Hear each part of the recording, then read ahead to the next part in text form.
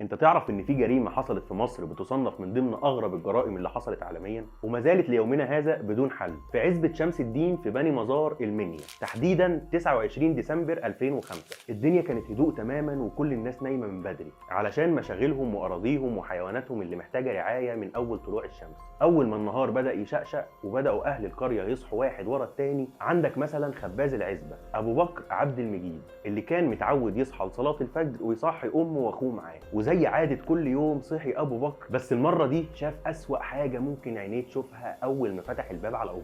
وفي نفس الوقت وفي بيت تاني على بعد كام متر، الأختين زينب وأم هاشم كانوا كل يوم بيقضوا ليلهم سهرانين في الدور التاني، ولما نزلوا يناموا عشان يصحوا أبوهم وأمهم وإخواتهم، أول ما فتحوا الباب شافوا أبشع منظر ممكن يشوفوه في حياتهم. وعلى بعد كام متر في بيت تالت في نفس القرية، جه محمود طالب الإعدادية لبيته علشان ياخد كتبه اللي نسيهم وما خدهمش معاه بيت جده. أول ما فتح الباب شاف ابوه وامه واخواته كلهم مذبوحين وجثثهم متشرحه ومفتوحه بالكامل. 3 بيوت في نفس العزبه، كل اللي بيبعدهم عن بعض كام متر بس، لقوا كل اللي فيهم مذبوحين بنفس الطريقه. ابو بكر الخباز اول ما فتح الباب على امه العجوزه لقاها مذبوحه وجثتها مشقوقه نصين. ابو بكر من شده رعبه وخوفه حتى ما حاولش يدخل الاوضه او يلمس الجثه، ما كانش في باله غير اخوه طه اللي لازم يستنجد بيه في وقت زي ده. طلع يجري لاوضته، مره يقع ومره يقوم، حاول يفتح الباب اول مره ايده اترعشت وما نجحش، جمع كل اللي فيه من قوه علشان يدخل ويلاقي نفس المنظر اللي لسه شايفه من دقيقه،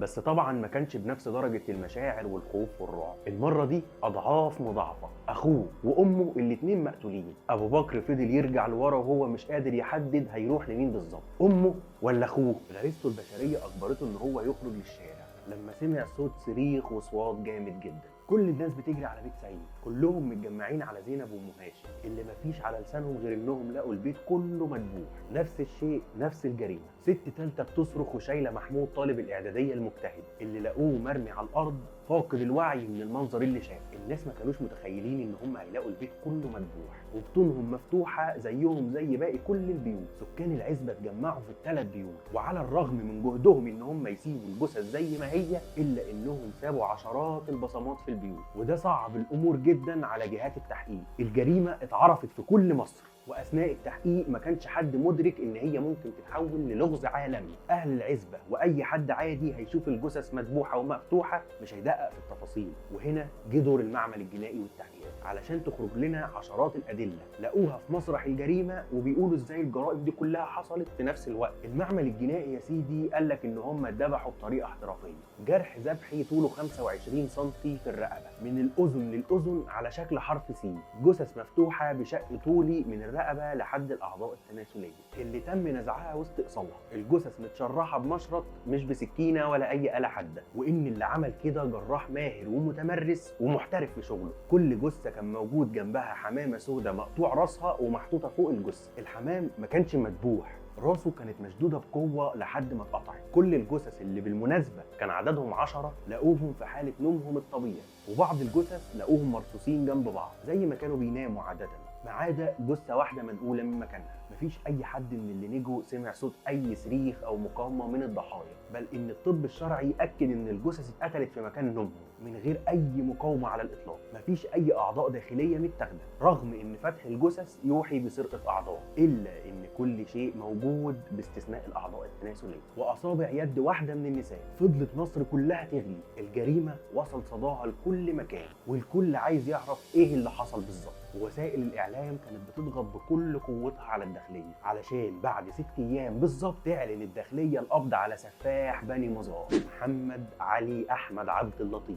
طب يا داخليه قبضتي عليه ليه؟ قولي لنا. قال لك لقينا جزمه واحنا بناخد الادله من مسرح الجريمه، والجزمه كانت شبه سليمه، وفي مكان زي عزبه شمس الدين مش هتترمي جزمه سليمه بالسهوله دي. ده احنا كمان لقينا جوه الجزمه 3 نقط دم، نقطتين ل2 من الضحايا ونقطه لدم محمد علي عبد اللطيف، ده غير انه مريض نفسي وبناء عليه هو المتهم. والسيناريو اللي اتحط مشي كالاتي: محمد نط على اول بيت، قتل الاب والام وولادهم ومثل بجثثهم وخد اعضائهم التناسليه في كيس ومشي. اول بيت خد منه ربع ساعه، ده حسب كلامهم يعني. نط على تاني بيت ذبح طه ودخل على تاني اوضه ذبح امه، وخد برضه اعضائهم التناسليه في نفس الكيس ومشي. تاني بيت خد منه 10 دقايق، ده برضه حسب كلامه. نط على البيت الثالث وقتل الاستاذ احمد ومراته وولاده الاثنين، وبرضه خد اعضائهم التناسليه في كيس وهرب. كل الجرايم دي تمت في ساعتين.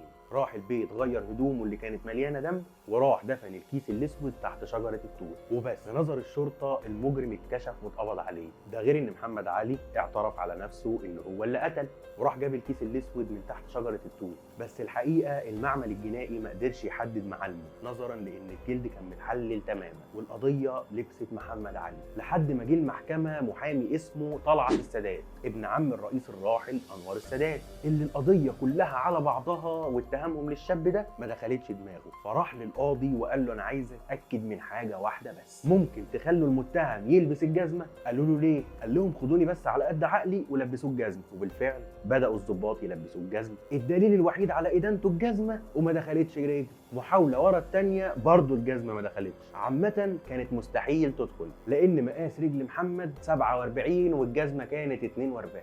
مين كان يصدق ان قصه سندريلا ممكن تبرأ حد بالسهوله دي؟ وبالفعل القاضي رفض يخضع لتحقيقات الداخليه واعلن براءه محمد علي علشان القضيه تفضل مقيده ضد مجهول. ومحمد دخلوه مصحه نفسيه، وبعدها محدش يعرف هو راح فين، لحد ما ظهر بعد ثورة يناير مع الإعلامي رحمه الله وائل الإبراشي علشان يكشف فساد الداخلية وقتها ويقول للعالم كله إنه اعترف على نفسه بسبب التعذيب والتهديد. هددوه إن هم هيهتكوا عرض نساء بيته، أمه وإخواته البنات، والشرطة هي اللي خدته من المصحة النفسية وسفرته على الإمارات علشان ما يتواصلش نهائيا مع الصحافه والاعلام. وهتلاقيني سايب لك لينك حلقه وائل الإبراشي. طب امال مين عمل كده وليه قتلهم بالطريقه البشعه دي؟ الاجابه بيجاوب عليها الشعب المصري وموروثاته الشعبيه، خاصه سكان المنطقه اللي هناك، اللي بيقولوا لك ان العزبه مبنيه فوق مقابر للفراعنه، وان المتعارف عليه عند حراميه المقابر ان كل حارس مقبره بيبقى ليه طلبات معينه علشان تتفتح، وانهم ضحوا بالناس دي عشان يفتحوا مقبره ملكيه.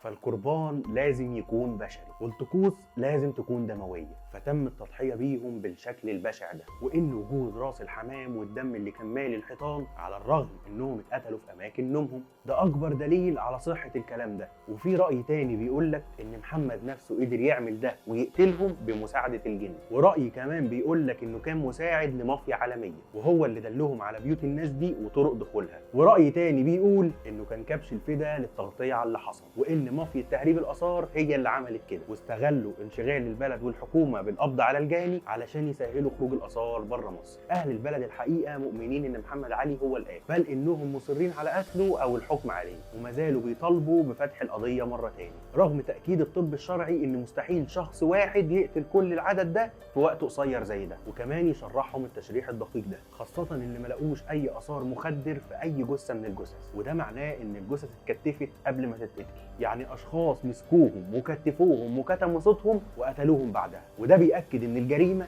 مرتبه ومنظمه ودقيقه، شبيهه جدا بجرائم المافيا، وصعب جدا على فلاح بسيط زي محمد انه يعمل كده. محمد مازال مختلف في الامارات بسبب ان اهل البلد مصرين على القصاص منه، وهو مازال مصر على العوده لوطنه، وبيطالب الدوله بتاكيد براءته بشكل كامل، مش خروجه عشان الجزمه او عشان هو مجرد مريض نفس. قول لنا بقى انت ايه رايك في الليله كلها؟ هل محمد هو اللي قتل ولا حد تاني؟ طب هل هي قضيه رصد واثار ولا جريمه كان هدفها حاجه تانيه، زي مثلا تغطيه على مصيبه اكبر كانت حاصله وقتها؟ وبس كده.